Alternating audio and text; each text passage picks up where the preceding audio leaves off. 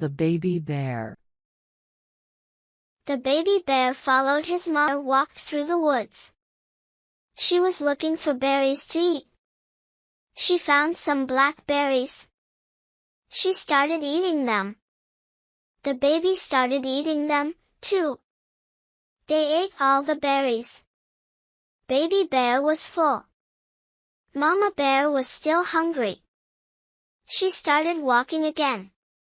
She wanted to find more berries to eat. Baby bear lay down. He was full. He wanted to take a nap. But Mama bear came back. She growled at Baby bear. He understood Mama's growl. When Mama growled, he obeyed.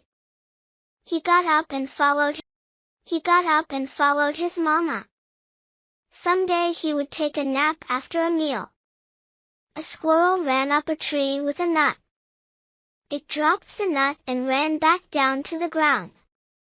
It picked up the nut and looked at Baby bear. Then it ran back up the tree. Baby bear did not like nuts. They were too hard to open.